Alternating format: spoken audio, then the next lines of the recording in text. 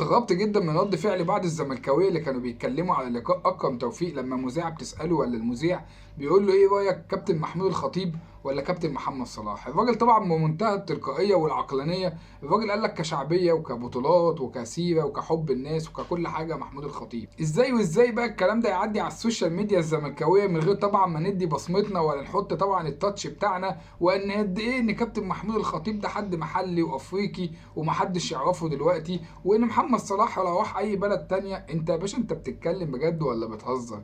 انت بتتكلم في واحد لعب كوره من السبعينيات. عارف يعني ايه السبعينيات؟ يعني انت حتى ما كنتش فكره تقريبا، بابا وماما ما كانوش لسه اتعرفوا على بعض. انت فاهم يعني ايه؟ ده راجل لعب كوره من قبل ما كانش فيه كوره اصلا. ما بلعتش انت جمله ان كابتن محمود الخطيب عنده شعبيه وعنده نجوميه والناس بتحبه. دي مشكلتك مش مشكلتنا. لما تتكلم على واحد لعب كوره من سنه 72 لحد سنه 88 حقق فيها حوالي 20 بطوله، يبقى انت بتتكلم على حاجه محتاجه دراسه. الراجل حصل على الدوري المصري 10 مرات، حصل على كاس مصر 5 مرات، حصل على مرتين دوري ابطال افريقيا، كان من ضمن افضل 10 هدافين في تاريخ مصر. الراجل اللي شارك بفوز كاس الامم الافريقيه سنه 86 بعد 27 سنه ما كناش بناخدها. الراجل اللي حصل على الكره الذهبيه سنه 83 كافضل لاعب في تاريخ افريقيا. الراجل اللي حصل على افضل لاعب عربي في نفس السنه. الراجل كان احسن لاعب في مصر لمده 6 مرات متتاليه. الهداف التاريخي للاهلي في البطولات الافريقيه. ما تعرفهاش انت دي؟ كل ده حضرتك وهو لاعب. ما يسكتش بقى على كده، الراجل يخش يبقى رئيس مجلس اداره ويحقق في عهده 21 بطوله، 6 مرات الدوري المصري، 3 مرات كاس مصر، 4 مرات دوري ابطال افريقيا. انت فاهم؟ 6 السوبر المصري، مرتين السوبر الافريقي، 3 مرات برونزيه كاس العالم للانديه، مره واحده بطوله الافرو اسيويه. الراجل عنده لقب تاريخي انه حقق دوري ابطال افريقيا لما كان لاعب ولما بقى رئيس مجلس اداره. يا عم انت بتتكلم في ايه؟